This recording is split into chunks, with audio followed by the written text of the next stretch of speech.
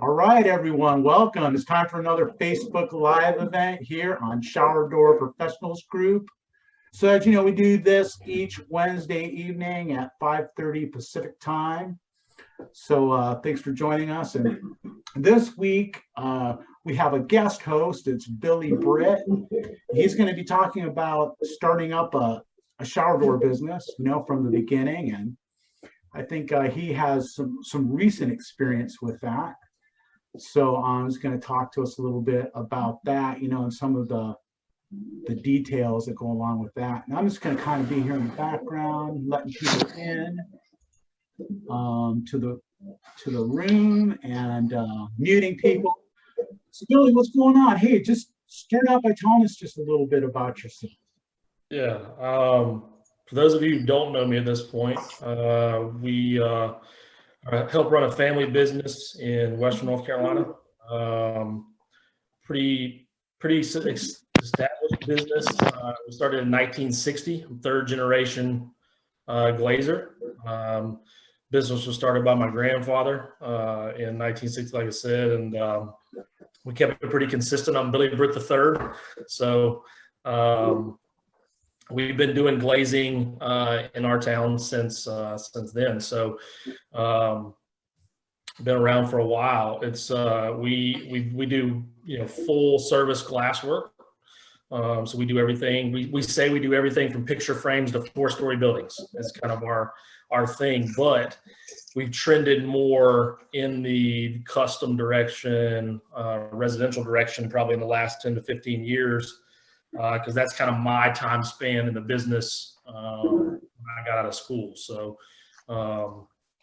I didn't plan to go into the business. Probably like a lot of guys who get into the family business or get into glass. I had no plans to do glass, but you get out of college and you try to figure out what direction you're going to go in, and the family has a need, and it's hard to say no to people you care about when they have a need for somebody to come in and help. So started actually doing glass work and coaching at the same time, thinking I might go that direction, but got into glass and quickly realized that I could kind of expand on what we do and saw opportunity to do so.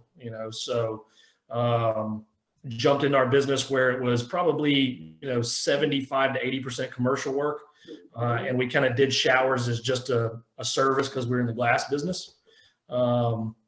And I quickly realized after going, from college to working on a truck for a year and a half, then getting into the retail side of our business, I quickly realized we were not very good at showers, and saw it as a business that had opportunity. It had profitability if you took it serious enough. So I like to tell people I figured out what we sucked at and figured out how not to suck at it. So yeah, we started. We've been doing showers for a long time. We've been doing showers since shower enclosures first came out. I wanted to. I don't know how to share my screen, Chris, but I wanted to share an advertisement that we have up in our showroom. Let me see here. Can I do that, Chris? Can I share my screen? I think so. You should have a button that says share screen, like towards the bottom. Share button. Okay, let's see here. Let me try that. Yeah, you can also upload a file to the chat if you need to. Okay. Oh man, Rob. I don't know. Host disabled participant screen sharing, so it's not allowed. Okay, here, check it out. Let me. So either way, it's we've been doing it a long time, but we've been doing frame showers forever. And that was, like I said, it was just kind of something we played at. We would do a few frame showers a week, maybe. The person in our business that handled it wasn't something they took very serious. So I actually enjoy design. I enjoy laying out showers. I enjoy the creativity that comes with it that you don't sometimes get in our business. So it interests me enough to go and sit down with the powers that be in our place and say, I think there's opportunity here. If you're okay with me jumping into this, instead of stepping on toes and having to compete with each other for commercial work and everything we're already doing, let me create something new. So any luck on that, Chris? Let me try one more time. No, we're still just, but I think I can do it old school way and I can pull it up on my phone and show you guys, but it's just a cool advertisement. I'll just make you the host here for a minute, and then you guys can see it. It'll work right here. You're good. We'll go real easy. All right. So this is an advertisement that we keep up from for our 1995 shower enclosure that we were selling back in the early 60s. Wow. So pretty cool. And the phone number on the bottom of the advertisement is actually 2 letters and then 4 numbers, so you can tell how old that advertisement is. So we've been doing it for a while, but we weren't doing it very well. So I started, diving into it. Started talking to manufacturers. Started looking into hardware. Really trying to figure out if I'm going to do this, I want to have as much knowledge as possible before I stick my feet into the pool. Because in our area, frameless showers were not being done very much in the early mid 2000s. Everything was still semi-frameless, sliders, that kind of thing. So I saw a need in our area as well, which was a big reason that I thought there was big opportunity in it. So I wanted to ask the group to get a better idea. When did you guys start? Yeah, we can hear you. Okay. Okay. Thank you. Oh, go ahead, Billy. What were you saying? When did Chris, start with you. When did you start doing frameless showers, like year-wise? Gosh, I probably started doing frameless showers around 2008. Okay. And Bill, what about you? Being on the East Coast, when did you start diving into frameless? 1988. And that was up north, right? Right, Bill? Yeah. It's in Massachusetts. Yeah. Yeah. Wow. And Brandon, what about you? Like 2003. Okay.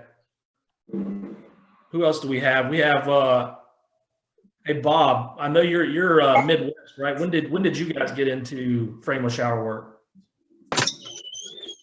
And you're muted, Bob, if you're talking.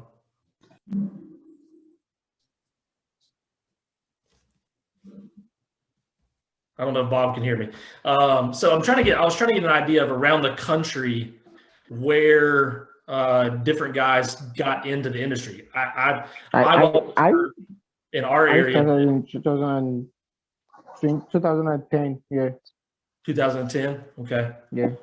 So around the same times except for, and I've always heard that the Northeast was kind of where it kind of grew initially, because we have a large influx into our area from New York, South Florida, and people were coming to us going, hey, we want this, but nobody around here offers it.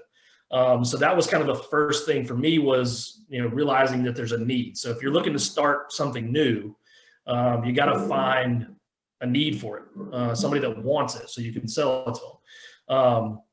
I fortunately wasn't starting a new business per se, but I was starting a new venture inside of the old business. So I was having to reprogram guys that have been dealing with, storefront metal and frame showers where there's lots of room for error, and retrain them to understand how little room for error you have when we transition to the frameless world. So the first question I asked myself when I started was, what direction do I want to go with this? What kind of shower business do I want to be? I quickly realized in our area that I needed to make a plan on how I was going to attack selling frameless showers. So it was for me, it was, I want to find what customers are looking for this product, what areas around me are looking for this product, and how do I access those customers? So I started setting goals of, I'd been measuring, mirrors, window replacements, all the stuff that the young guy in the company gets that nobody else wants. I had been doing that for, a year or two, and was, wanted to do something else. I wanted to do something that was, one, I would enjoy more, and two, that was going to be more profitable, for what we were doing. Because honestly, you guys probably know there's only so much money in a single mirror or a vinyl window replacement and those kind of things. And the shower business, if done right, can be better. It can be more lucrative. So my first goal that I set was to try my best to measure at least one shower a day. And that was goal number one. So that was back. I started in showers 2008, 2009 was when I really jumped into it. And I definitely didn't measure a shower a day, but that was my initial goal, was to mix it in one shower with all the stuff that I was, being thrown that the older guys didn't want to mess with, because nobody wanted it. Nobody wanted the showers either. They were all afraid of the frameless world. So I was willing to grab a hold of them and take hold. So I think the big thing was starting, before you even, buy your first shower and try to install it, is to set some goals for where you want to be next week, where you want to be a month from now, where you want to be a year from now, and how you're going to get there. Whether you want to be, and this is where it's a little different for, even the guys that are here, where you want to be company-wise. We run 3 shower crews all the time. So I've got, 6 guys that are doing showers all day, every day. And that's what we've grown to. I started with 1 crew, doing it and transitioning them from, frame stuff to frameless. And luckily had a guy who got excited about new things and liked working on new things. But getting an understanding of, do I want to have multiple crews? Do I want to have multiple locations? Is that my long-term goal? Or do I want, like Chris, you run a successful business, and it's you and your wife, is my understanding. So it's a different trajectory. So kind of initially getting an idea of, okay, where do I want to be a month from now? What kind of business do I want to run a year from now, 5 years from now? And that may transition during that time, but at least setting that goal, early on, gives you something to feel like you're accomplishing something, with each step of the process. So those can be monetary goals. Those can be time-based goals. I'm a big time-based goal guy. I write down a lot of goals and try to set a time frame for it. And I don't hit them all the time, but I try my best to hit them as quick as I can. So I think setting goals is kind of the first step in the process. It was for me. And fortunately, in our area, I was able to hit some goals early on that kept me going. Like right now, a goal for me that I've got running currently is a reviews goal. So we all know how big reviews are online nowadays, and how frustrated I get when I get that 1-star review from that one customer that fell through the cracks. So we've been doing a reviews goal and trying to, figure out what's the best way to get guys motivated to get reviews after they do a really nice job. Where can I be in that, that process? So I'm constantly setting goals. That's a big thing for me. So from there, it was trying to figure out how in a business that's already established. This is my experience. I know that there's going to be guys that have started from scratch, and it's going to be, it's going to be a different mindset. But my initial thought after, okay, I'm going to jump into this. It's new. I've gotten the go ahead to do it. What's the initial investment? How much money are we going to have to spend? Because that's when you go sit down with the guy who's, running the company, and it's not you at that point. He wants to know how much money we're going to put into it. What's it going to cost me, and what's it going to make me? So I had to sit down and figure out, okay, if we're going to frameless, what do I have to be able to do this? What tools do I have to have? What guys do I have to have? What knowledge do I have to have? It's figuring out how much money do I need to invest right off the bat to get where I want to be a week from now, a month from now, a year from now. For us, it was different for me because I wasn't starting the new business, so I wasn't investing in a lot of tools right off the bat. But I also know from doing installations, you don't have to have a crazy amount of things to start a small installation business. Now, Chris has some great stuff. I won't disagree with that. Once you get rolling, that can make it a lot easier on the front end. But, if you have, a good drill and a good caulking gun, for the most part, you can get rolling. And understanding that you don't have to have the biggest truck to start out with. You don't have to have the greatest website ever to start out with. You don't have to have all the things that the biggest guy in town has. What you have to have is quality. You have to have people that want your product, and you have to try your best to keep all that as tight as possible. And that was for me as well, because I was kind of stealing people and tools and all these things from an established business. So it was proving that there was something that was legitimate. So a big thing for me was keeping overhead low as possible. And I'm still of this mindset to try to keep overhead as low as possible with a lot of what we do, outside of trying to keep good quality tools and things for my guys. You want to try to set yourself up to be as profitable as you can with as little investment as possible, but making sure that you do set your guys up or yourself to do so.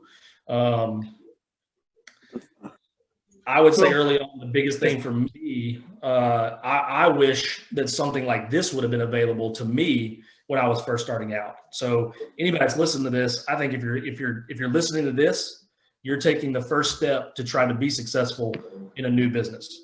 Because when I was starting out, nobody in my company knew anything about frameless showers. So I was reaching out to everyone around me, finding out who I could trust, who I couldn't trust, who would give me knowledge without holding back the key things. So if you're here listening to this, that's kind of step one of trying to be successful in a new young business, because the knowledge that's literally just on this screen right now is vast in what we do. So unfortunately, I didn't have, even though I had family in our business, they could tell me everything in the world about commercial work. But when I stepped into the frameless world, it was kind of figure it out and don't screw it up too much, so being here is key. And learning how to build relationships. That's something that even as a guy who I've been in the glass business since I was, legally allowed to be in the glass business, but I've been around it my whole life. Building relationships is something that's kind of new, I feel like, especially even to me. The last 6 months to a year of what we've done with this and the Facebook group and meeting guys outside of this, that is huge. I think that's one of the biggest steps you can take in this process. From there, once I, my first steps of trying to actually sell showers, was figuring out, like I said, who to sell to, but how to get to those people, because initially homeowners aren't going to know who I am. And I don't have a bunch of money to invest into advertising or marketing or something like that. Social media in the 2008, 2009 range was not anywhere near what it is now. So what I did, and I think Chance will like this one if he hears it, is I started looking at my list. Chance likes to call it the list. And what it is I started going through, who do I already know? Who in my community do I already have a relationship with? Who can I go talk to and get business grown without any investment at all? That was the big thing. How do I gain business without having to actually invest anything at that point? So I started diving into the contractors we were already dealing with. If you don't already have a contractor base, you're going to be literally driving around town, pulling up the job sites, handing them your card, introducing yourself, and not being afraid to do so. I was still doing that. If I was driving to measure something and I go by a job site, I still do it to this day. If I see a sign out that I don't recognize, I'm going to pull up, I'm going to walk in the job, I'm going to introduce myself. It's getting a little easier now that the COVID thing is dying down a little bit. I had to be careful there for a while, just rolling up on a job site. But that's something I still do to this day. And honestly, we have more shower sales than we can cover right now, trying to find installers. But there's always something in me that, says I have a meeting set up next week with a new contractor where I went in the job and the homeowner was letting me do the mirrors with a brand new shower sitting there. And they told me that their contractor already had a sub that was doing that work. And to me, that angers me in my town because I feel like we're the best around here to do that. So I took a picture of the contractor's sign, emailed him as soon as I got back to the office, and set up a lunch meeting with him next week. Because he runs a legitimate business. I know what home he's doing work in. I know the homeowner that he's doing work for. So that tells me that that's a person that I want to tie my business to. And I'm doing that while struggling to get all the showers done that we have, stacked up as is. But that's that grind of, always trying to create new relationships. And that's relationships in your business, outside of your business, and especially in the industry. The industry relationships that I've built probably over the last year, and Chris has a lot to thank for that, have been awesome, and that's even more important when you're on the front end, when you have something like this available. Nowadays, marketing wise, I wish we had the opportunities with social media that are available now. I think if you're a new guy in the glass industry, social media should be, you should be spending hours a day on social media, making relationships, getting your product out there, and you can do it for free. Now you're talking crazy, Billy. It's free, man. I still do it now and don't spend a lot of money on it because I don't push advertising. Fortunately, we've built enough customer base where I don't advertise a lot, but I still do social media because I feel like you'd have to be an idiot not to. It's free. It's free advertisement. And Google My Business now, which is free as well. You're not having to do the Google ads you have to pay for, but your Google profile should be pristine if you're wanting to start a new business because it's something you can do with no investment whatsoever. YouTube, and this is something I'm not good at. But I watch the other guys that are my age doing it and look at their videos and go, that makes sense. There's not a lot of investment there. Now, some guys have great videos. Some guys have to have their pictures perfect before they post them. But it doesn't have to be that. You have to use what is available to you with the least investment on the front end. I would love to, think that everybody can start a business and have $100,000 available, but it's just not the way it is typically. But what's funny about that, Billy, is that, research actually shows that super high quality videos aren't as effective as the more like, amateur quality videos. I mean, they have, you need a certain level of quality, for people to be able to actually see like what's in the video, but people aren't really looking for something really polished. They really identify more with something that's, kind of more of a middle of the road in terms of quality. So just because you don't have a super high quality video or like professional photographers or editing or any of that doesn't mean that, you can't make a video that's going to be effective. My point exactly. I mean, we live in a world of views. How many views, how many clicks, how many things can I get? And having a funny video or a crazy video or something that's outside the norm is going to get you views. It's going to get people seeing your product. We post a lot on Facebook. And sometimes I try to tag, crazy verbiage in it. Or just something that draws eyes to the product. Facebook Marketplace. I don't use Facebook Marketplace, but I have talked to other people in the construction industry where they're almost strictly running a business off of Facebook Marketplace. So that's another free outlet in today's time that didn't exist 10 years ago. So why not if it's free is kind of the way I look at it. And back to building your list, that's, getting back on social media is another way of doing that. I actually met Brandon through social media, just looking at some of the work that he did, and shot him a message like, hey, I like what you're doing. How are you approaching this part of what you're doing? And that was, a few years ago. And now we have a legitimate relationship and we can pass information back and forth. Where before I was having to try to go to, manufacturers to get that information. And those guys, they're very limited on what they know once, when it comes to actually being on a job site and getting something to work right. So scouring social media is a great way to build relationships, a great way to learn, to see design. I mean, there's stuff posted on the Facebook constantly that makes you think outside of the box, and I'm not one to knock anybody else's design. If it works for them and it works for their customer and they're being profitable, why not? It's just thinking outside of the box and being the guy that's not afraid to do something different. The other big thing that I wanted to figure out in the very early stages was how can I separate myself from the other guys in my area, the other guys that are doing what I'm doing. Fortunately for me, back in the 2008, 2009 range, there weren't many companies in our area that were doing frameless. As they were doing it, they weren't very good at it.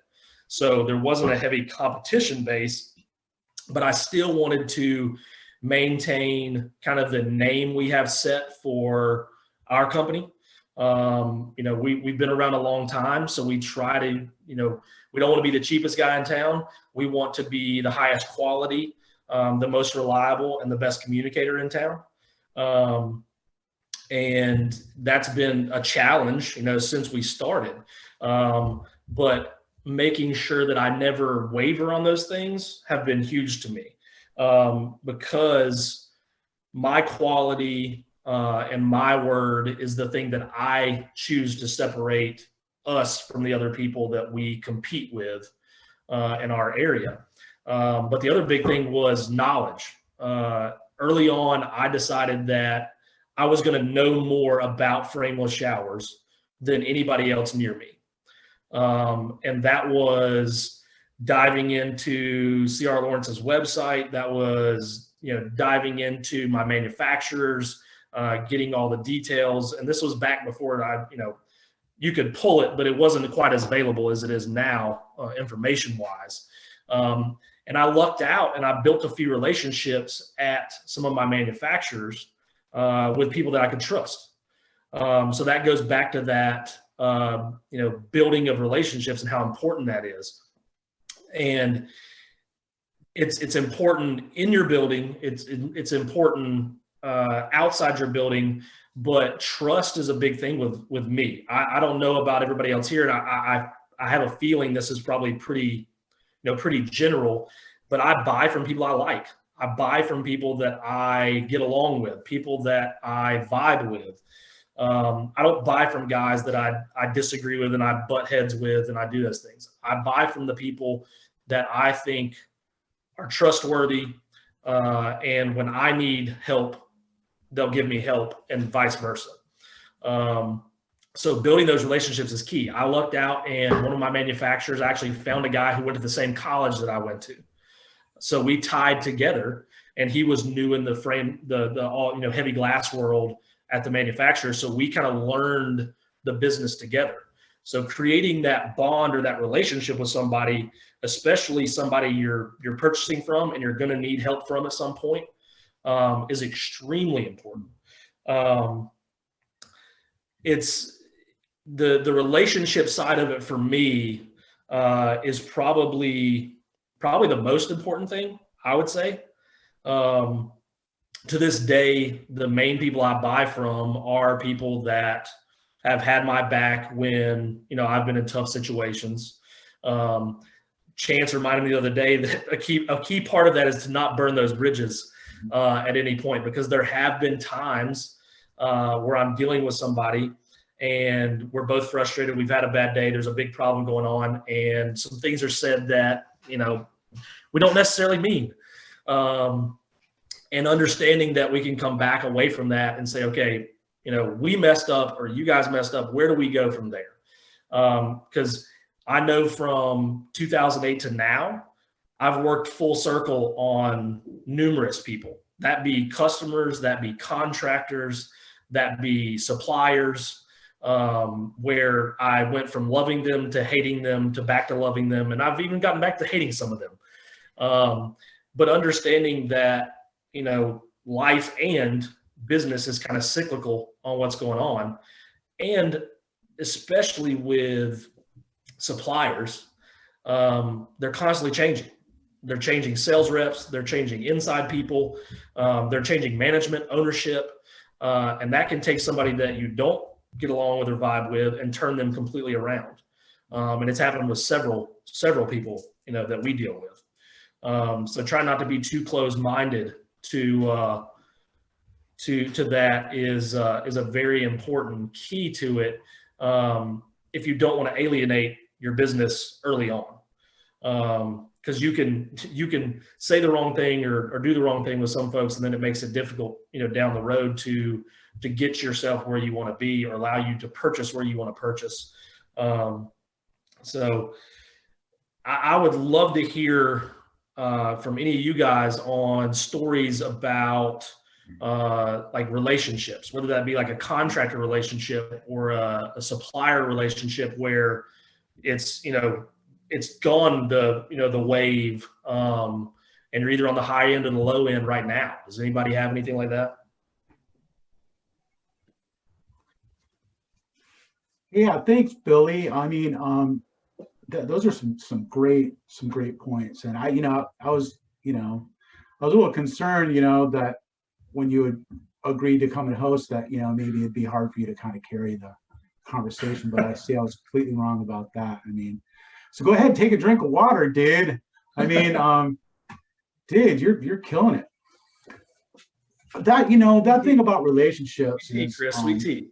Probably the most important thing of all. I agree, and it's like somebody said a saying once that really stuck with me, and it's that, friends come and go, but enemies accumulate. And it's really true. It's like, people may not remember you for the good things that you did, but they'll never forget, if you made them feel bad. And I can remember one time having a conversation with a customer. And this was a long time ago, man, we were just kind of butting heads. And at one point in the conversation, the guy said, "Hey, we're not getting along very well, are we?" It was like, wow, man, I'd never had a person ever say that to me before. But I was like, yeah, you're right. We're not getting along. And we just decided to kind of end our relationship, which was just kind of a budding relationship at the time. Thank God, it wasn't someone I've been doing business with for years. But it was like, we came to this impasse where it was like, it was obvious we weren't speaking the same language. That doesn't happen very often. But it's something that kind of stuck with me, and just to kind of recognize, hey, we're just, there's not much chance that we're going to really, make this relationship work if we're like, half an hour into this and we can't, agree on anything. And, you can't always pick, who you're doing business with. You really can't always pick your customers. You can't even always pick your vendors. I mean, some people, sometimes there's one company that has that thing that you need, and you just have to make that work, but I totally agree. If I have a choice between doing some business with somebody who I like or somebody who I don't like, I'll pick the person I like every time. And even if it costs a little bit more, I mean, it's worth it. And just, the frustration and all that. But yeah, that's my 2 cents on it. Hey, Chris, let me add something here. We're talking about customers, we're talking about vendors, but this forum right here, you look at some of the guys that have come on here and some new guys tonight. These are going to be valuable relationships. You look at during COVID when people were running short of materials, Well, you can call other guys in this group that probably have extra parts that'll get through that key job or that big contractor that you just have to get that job done for, whether it's glass, a hinge, a piece of channel, whatever that is. There's enough guys in this group that we can group together and get something. I think that's really powerful. That way you don't have to set up an account with a new vendor and wonder what's going on. We can just interlink between ourselves and get what we need. Yeah, for sure. Relationships with vendors are huge. Like, especially in the coming months is going to be big to have relationships with your vendor, especially with all the shortages going on and everything, and having those relationships with vendors and being on good terms and stuff. It's going to get you a lot further than if you're the guy that vendors don't want to sell to. And we've all seen those guys, and that they don't want to sell to. They won't sell the glass to this guy. They won't sell glass to over here. And then they're just jumping from vendor to vendor and ordering glass. But when you build those relationships and you're loyal to your vendors and they're loyal to you, it's a huge thing. And especially nowadays with everything going on right now with shortages and stuff like that, being able to have those relationships are key.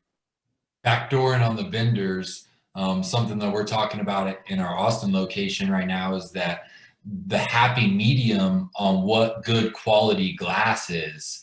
So you're not, and Chris, you've touched on that before, but you're not sending every piece of glass back because of little nicks. And like, our guys check in the glass before it goes out, and they're just not wanting to like get to the job. And so the customer call them out for anything. So they're sending glass back for the smallest stuff.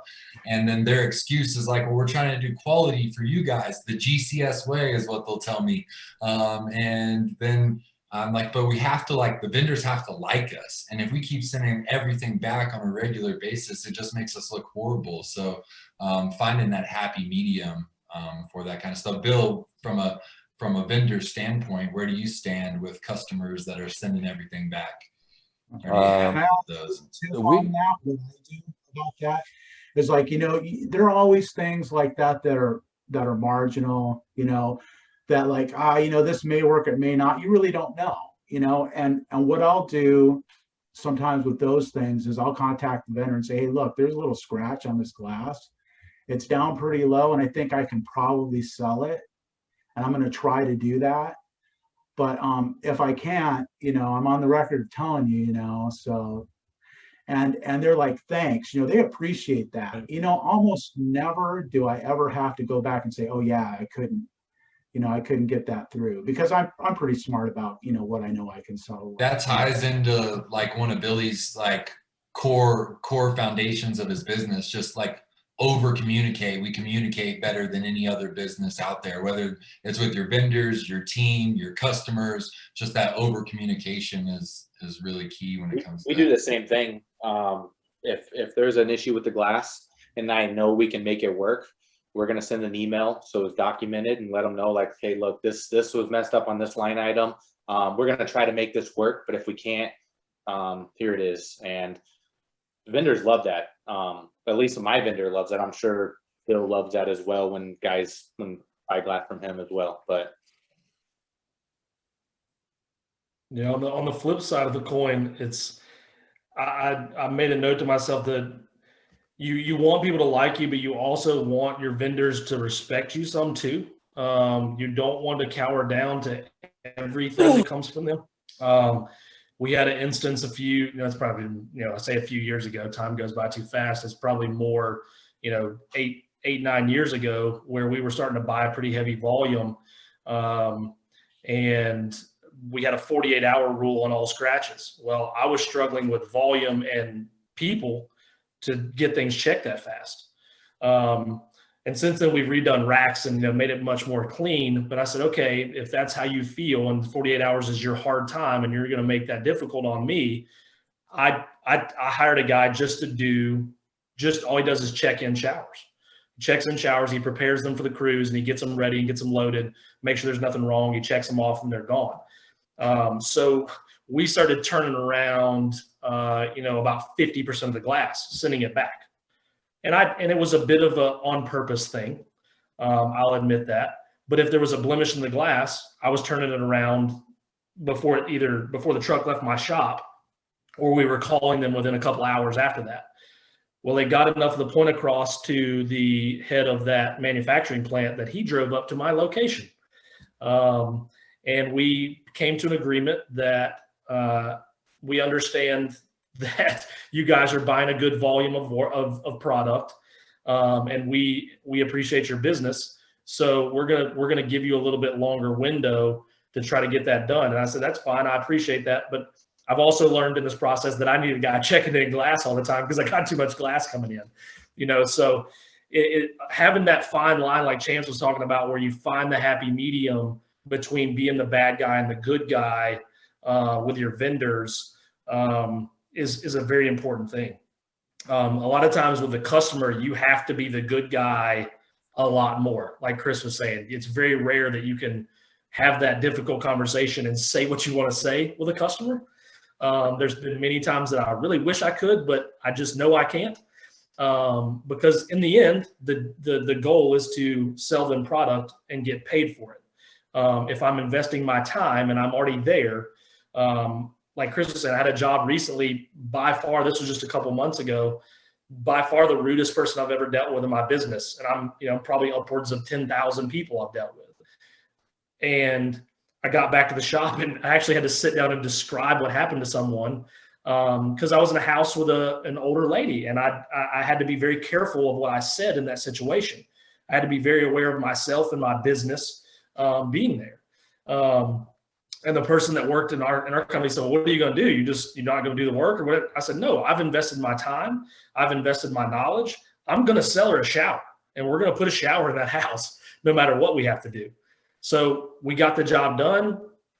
I warned my installers that they needed to be on a point, of everything they were doing. So yeah, like Chance said, finding that happy medium of who am I dealing with, how forceful can I be, how much do I have to give, and how much do I have to take? I think in life and work, figuring out the give and take you have to be as a person in your relationships is a very important thing. Great book by Adam Grant. As much as a give as a take. Great book by Adam Grant called Give and Take. If you want, you would.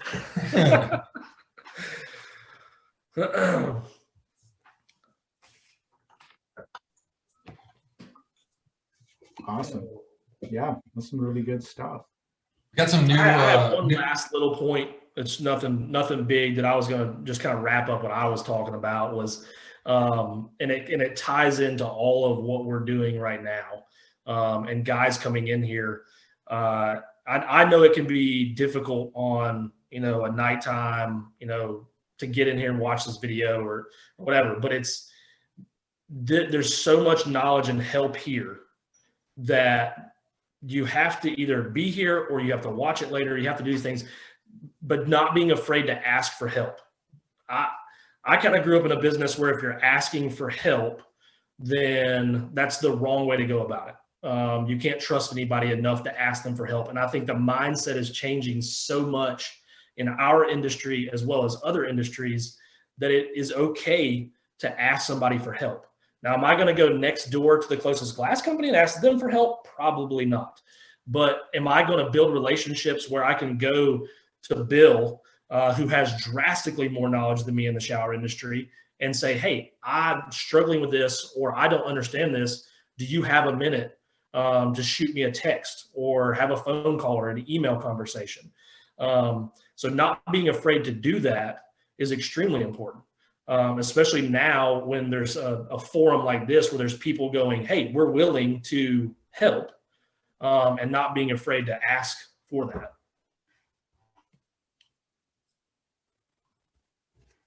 Hey, Chris, let me make a suggestion. I see a lot of new names on here, guys that I don't know. It'd be great if you just kind of ran through, let everybody introduce themselves, let us know where they're from. And then maybe at some point on our Facebook page, we can all put our contact information if anyone wants to do what Billy just said and contact anybody individually. Yeah, absolutely. I want to start out by saying hi to Andrew. I know Andrew hasn't been here before. I think we probably all know who he is. So maybe Andrew would like to introduce himself, say hi. I'm infamous. Hey guys, thanks for the invite, Chris. Thanks for having me. I'm Andrew Herring. I'm with the National Glass Association. Don't hold it against me. I did spend a good stint of time working for C.R. Lawrence and marketing them for a good spell. Yeah, so I love these types of groups. I love it when people kind of step up and interact and engage and support each other. So I'm thrilled to kind of just sit here and witness this. I think this is an awesome resource and tool that you guys have put together. Thanks for having me. Cool. Yeah. Thanks for being here, Andrew. Hey, there's Robert. Robert, say hi. Robert Gomez. Hey, howdy, hello.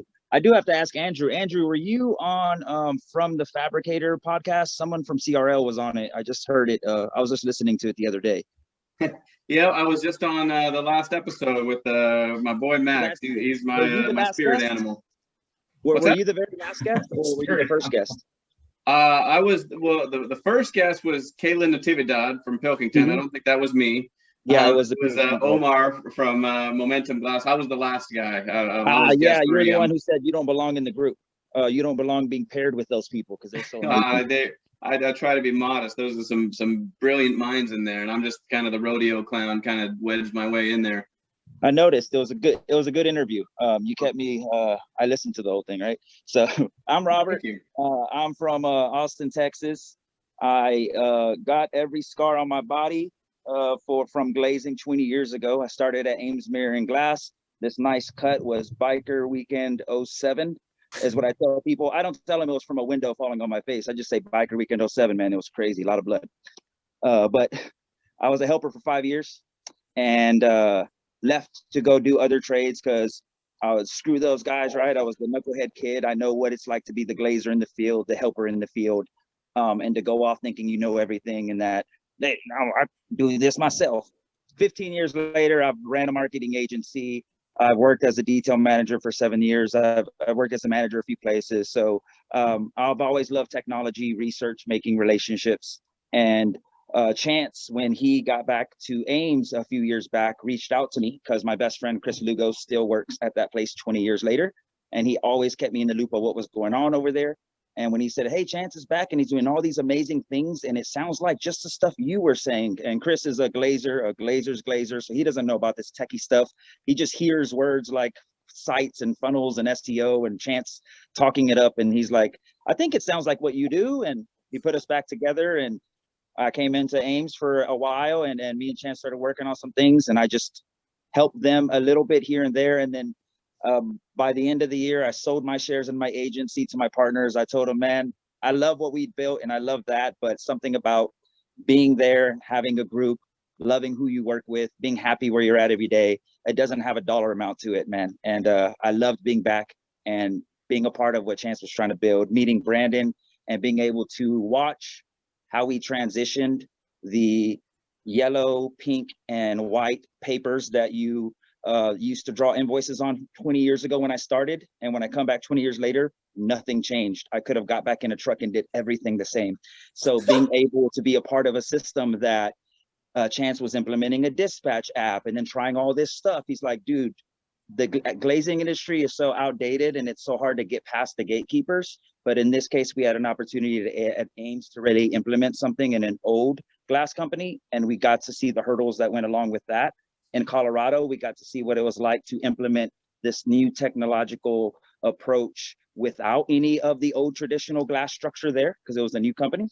And then at GCS Phoenix, I got to witness what an established company that had their wheels already running on some pretty solid pavement got to do as they adapted and started transitioning technology. So it's just been an amazing ride watching and getting to meet Mr. Chris Phillips, being a part of his Patreon long ago, and just watching the shifts in the industry. I'm happy to be a part of it. And I just like to be a learner, a researcher, and an implementer in helping anyone bridge the gap from old school to new school and everything in between. I like to be that techie guy that you can call to just say, how do I do this? And I'll tell you, I'll give you everything.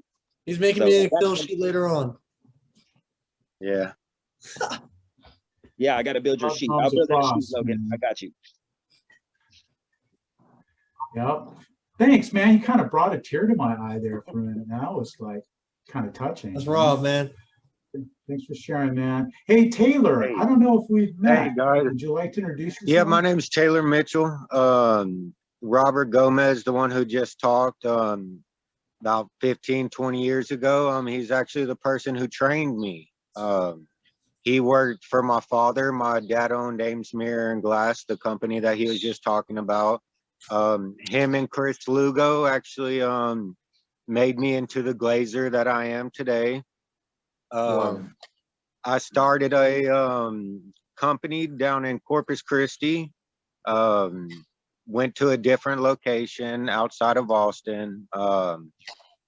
Worked for a company for 2.5 years. Saved up enough money to open up my own shop.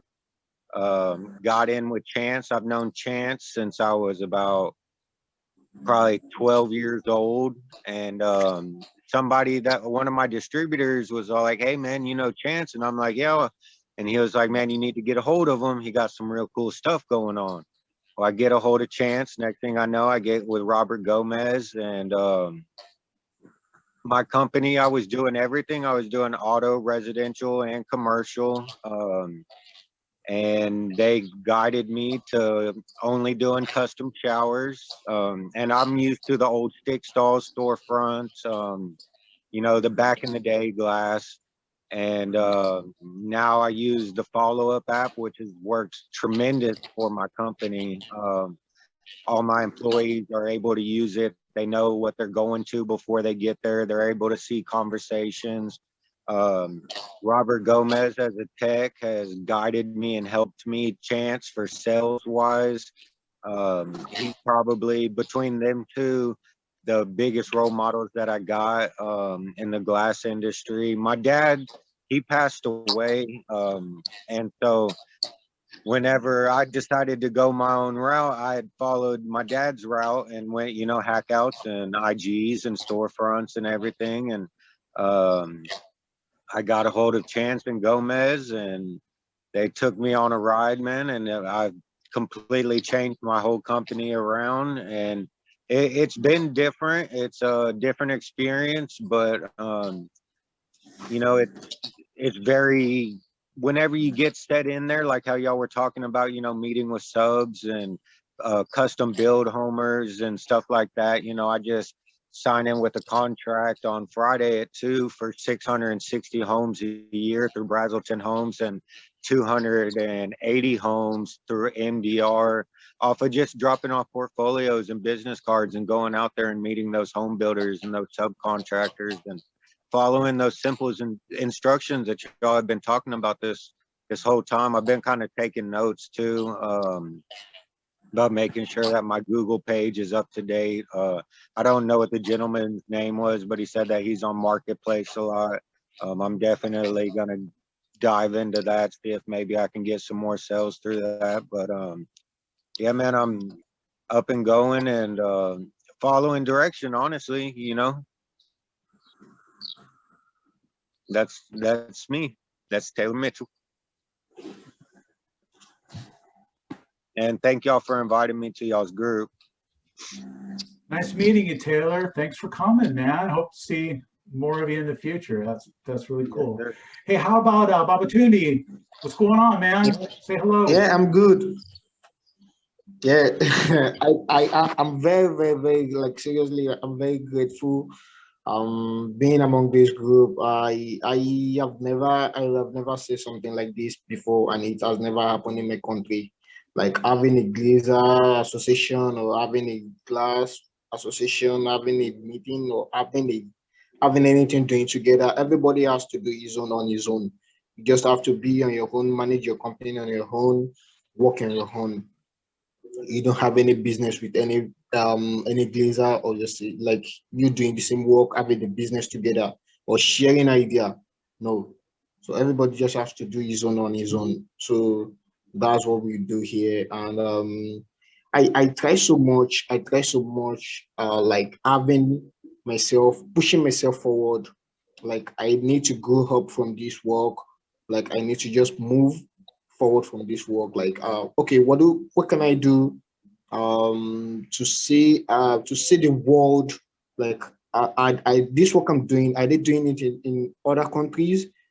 I make a research and I got it like, okay, they're doing it in the US, they're doing it in Australia, in other countries. So I join different groups and see what they do. And I think this is just the best group I have been like, I have been enlightened and seen something different, which I think I can achieve.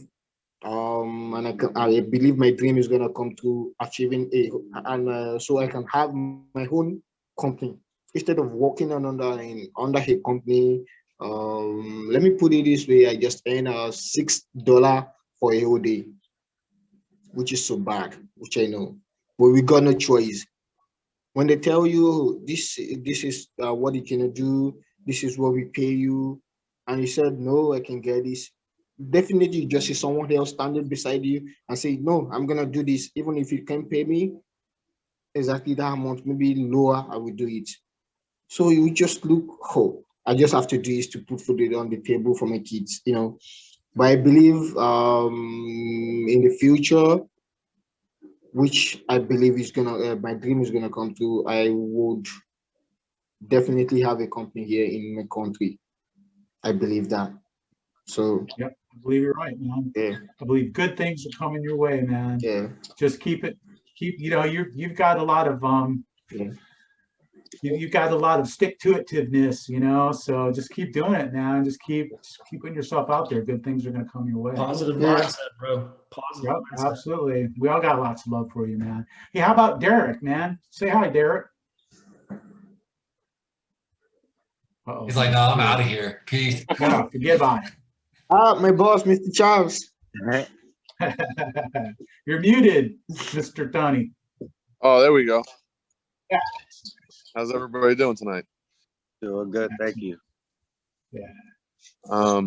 So yeah, I mean, I'm over here in New York. And, I started glazing 2012, 13-ish, and moved back to New York. That was up in Boston, and now I'm back in New York. Started my own company, and I'm starting to talk to Chance and Brandon and Chris and learn a lot from everybody, and hoping I grow down here. Awesome. Yeah, good to have you here, man. Let's see. I see Steve out there. What's up, Steve? What's going on, guys? So I'm Steve in San Antonio, Texas. Started my little one-man band like Chris about 2011. I'm a fireman here in San Antonio and just kind of coasting along until I can retire and try to grow some. So that's all I got going on. Hey, Same Steve, thing, I'd different like day. to ask you, since you're doing a one-man thing and kind of working your way into it, and we're talking about starting a new shower business. I mean, what do you do advertisement-wise? What do you do to garner and gain business?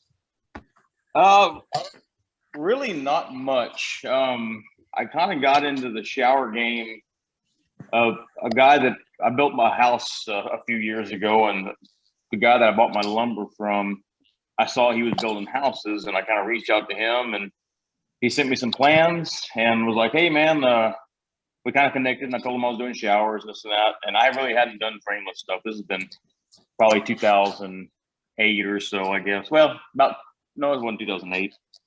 I guess it was right when I started the company, about 2010, 2011. And he sent me some plans, and I really hadn't done frameless showers, and he sent me this stuff, and I shot him some emails back and gave him some numbers, which I'd never done before in my life. All I'd done was framed, and told him, yeah, I can do them. And that was kind of where I launched, and had no clue what I was doing, and figured it out, just on the coals. And I ended up doing a couple of the Parade of Homes houses for that same builder that same year, and picked up 3 or 4 more custom builders. And I just do their work. I get a little fill in every now and then from some random calls, but I really quit. I don't advertise anymore. It's just word of mouth, and what the builders give me is keeping me as busy as I need to be to keep the quality where it needs to be, and kind of give me some breathing room every now and then, being a small shop. So I haven't really branched out in the advertising world just yet. But we'll have to have Chance Foreman come and host one of these. We could talk about marketing, and he's kind of our marketing guru. So I'll see if I can talk him into taking one of these. I'll bet you I can. Pretty smooth that way. Hey, you know, we're just about out of time here. You know, the rest of us are pretty much regulars here, but is there anybody who just, you know, wants to say something before we go? I will. Logan. I can chime in super quick, man. I just want to say that, like, I'm probably one of the younger guys here.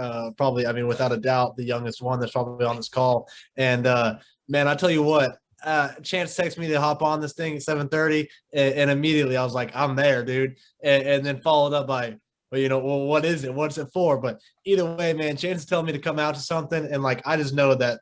I mean, anybody that Chance is hanging around with or communicating with is a wonderful opportunity to have access to. And me being new to the whole entire business, things alike, it has really changed my whole entire perspective on a lot of things. And it's nice having that, like, that safety cushion almost to go back to all the time within this group and things alike, to have kind of the support that you need to get the ball rolling. Awesome. Well put, man. Hey, that's a good way to wrap it up. And sweet, well, man. You know how it is, man. It's dinner time. I would definitely say, man, anything that Chance or Robert Gomez has for the marketing for people who aren't doing that yet, man, at least sit down and listen to them. I went from having 0 custom shower sales to, man, I'm so grateful for the ads and the pipelines and the different types of videos that they have now. I would definitely take advantage of that and sit down and talk to them, and, you know, they'll work with you and see what they can do to help you, or at least sit down and listen to their advice. So whenever you are ready, you know, you can take that in and at least give it a shot, because it worked for me. And I'm a brand new company, 5 months in. Wow. That's great. That's great. Okay. Awesome. Well, congratulations, man. Yes, sir. Thank you. It's not for everybody. Congratulations to you. Congratulations. Yeah, it's awesome. Well, hey, thanks so much for showing up, everybody, man. I had a great time. I always look forward to this. And tune in next week and see who our mystery guest host will be. I have a feeling it's going to be something good. Enjoy the rest of your week, guys. Can't wait. Yeah, thanks, Billy, for pitching in tonight. That was really awesome. Bye. Good Thank night, you, Billy. Billy. Great job, Yep. Billy. Billy Britt, thank you. Good one, guys. Bye.